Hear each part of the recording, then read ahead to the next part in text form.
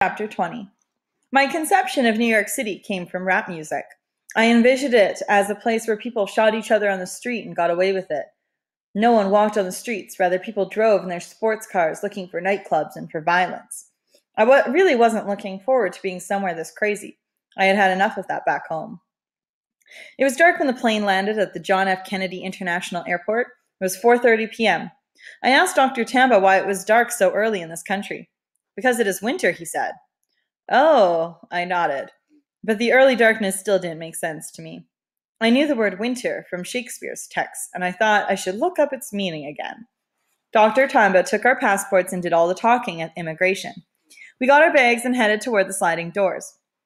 Maybe we shouldn't just venture into streets like that, I thought, but Dr. Tamba was already outside. When Ba and I stepped through the sliding doors, we were greeted by an extremely cold wind. I felt my skin tighten. I couldn't feel my face. It seemed my ears had fallen off, my fingers hurt, and my teeth chattered. The wind penetrated through the summer pants and t-shirt I was wearing. It felt as though I wasn't wearing anything. I was shivering as I ran back into the terminal. I had never felt so cold in my life. I had never in my life felt this cold.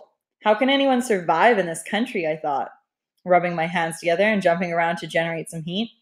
Ba stood outside with Dr. Tamba, his hands wrapped around himself and shaking uncontrollably. For some reason, Dr. Tamba had a jacket, but Ba and I didn't. I waited in the terminal while Dr. Tamba hailed a taxi, then I ran outside and jumped in, quickly closing the door behind me. There were little white things falling into the sky that seemed to be accumulating on the ground. What's this white stuff falling from the sky? I thought to myself. Dr. Tamba told the driver our destination, reading it off a piece of paper he held in his hand. Is this your first time in the city? Are you guys enjoying the beautiful snowfall? The taxi driver asked. Yes, it is their first time in the city, Dr. Tamba replied, and busied himself putting away our documents. I had never heard of the word snow before. It's not exactly something that we discussed in Sierra Leone. But I had seen movies about Christmas, and this white fluffy stuff was in those movies. It must be Christmas here every day, I thought. When we entered the city, it seemed as if someone had lit the many tall buildings that shone to the sky. From afar, some of the buildings looked as if they were made of colorful lights. The city glittered, and I was so completely overwhelmed that I couldn't decide where to look. I thought I had seen tall buildings in Freetown, but these were beyond tall. They seemed that they were poking the sky. There were so many cars on the street, and they were impatiently honked, even when the light was red. And then I saw people walking on the sidewalks. I rubbed my eyes to make sure I was really seeing people on the streets of New York City. It wasn't as dangerous as I had heard it was. Not so far.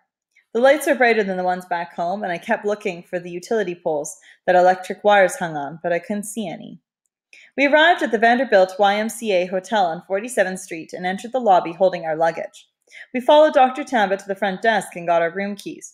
I had a room to myself for the first time in my life. To top that, I had a television, which I watched all night long. It was really hot in the room, so I took my clothes off and sweated in front of the television. 2 days later, I learned that the reason the room was so hot was that the radiator was on full blast. I didn't know what it looked like, least of all how to turn the heat on or off. I remember thinking about the strangeness of this country. It's very cold outside and extremely hot inside. On the morning following our arrival, I went downstairs to the cafeteria, where 57 children from 23 countries were waiting to have breakfast and to begin the United Nations' first International Children's Parliament. There were children from Lebanon, Cambodia, Kosovo, Brazil, Norway, Yemen, Mozambique, Palestine, Guatemala, the US, New York, South Africa, Peru, Northern Ireland, India, Papua New Guinea, Malawi, to name a few.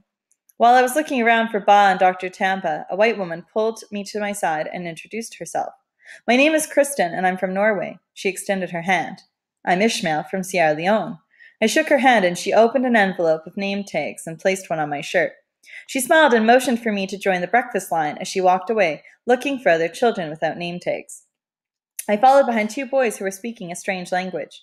They knew what they wanted, but I had no idea what to get or what the name of the foods were that the cooks were making. Throughout my stay, I was baffled by the food. I would simply order the same thing or put on my plate whatever I'd seen others put on theirs. Sometimes I was lucky to like what landed there. That was not usually the case. I asked Dr. Tamba if he knew where we could get some rice and fish stew and palm oil and some cassava leaves or okra soup.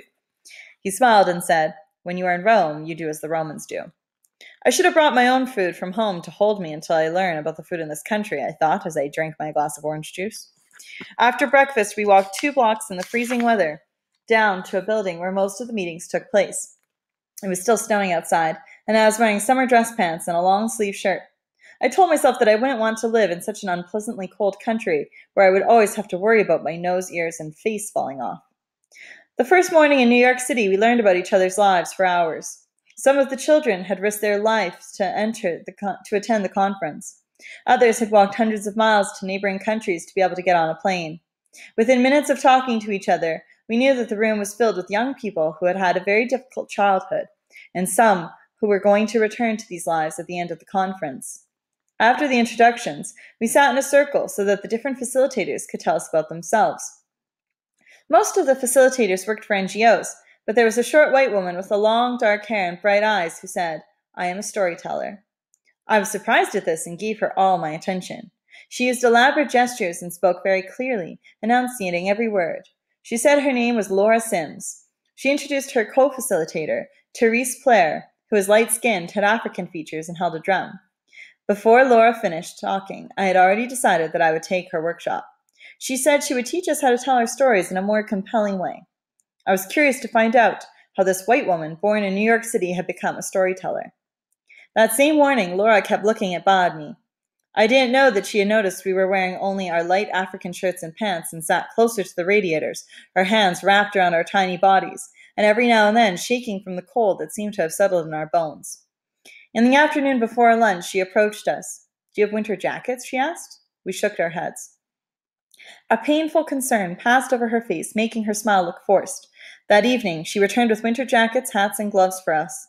I felt I was wearing a heavy green costume that made my body bigger than it looked, but I was happy because now I could venture outside to see the city after the daily workshops. Years later, when Laura offered me one of her winter jackets, I refused to accept it because it was a woman's jacket. She joked with me about the fact that when she had first met me, I was so cold that I didn't care whether I was wearing a woman's winter jacket. Ba and I became a little close with Laura and Therese over the course of the conference. Sometimes Laura would talk to us about stories I'd heard as a child.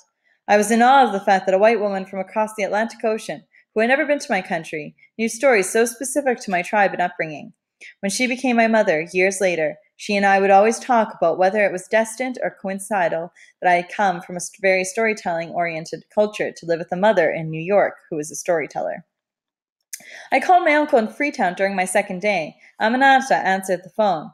"Hi, this is Ishmael. Could I please speak to Uncle?" I asked. "Oh, we'll go get him. Call back in 2 minutes." Aminata hung up the phone. When I called back, my uncle picked up. "I'm in New York City," I told him. "Well," he said, "I guess I believe you because I haven't seen you for a few days." He giggled. I opened the hotel window to let him hear the sounds of New York. "That doesn't sound like Freetown," he said, and he was silent for a bit before he continued. "So what is it like?" "It's excruciatingly cold," I said, and he began to laugh. "Ah, maybe it's your initiation to the white people's world. Well, tell me all about it when you return. Stay inside if you have to." As he spoke, I pictured the dusty gravel road by his house. I could smell my aunt's groundnut soup. Every morning we would quickly walk through the snow to a conference room down the street. There we would cast our sufferings aside and intelligently discuss solutions to the problems facing children in our various countries. At the end of these long discussions, our faces and eyes glittered with hope and the promise of happiness. It seemed that we were transforming our sufferings as we talked about ways to solve their causes and let them be known to the world. On the night of the second day, Madoka from Malawi and I walked west along 47th Street without realizing we were heading straight into the heart of Times Square. We were busy looking at the buildings and all the people hurrying by when we suddenly saw lights all over the place and shows playing on huge screens.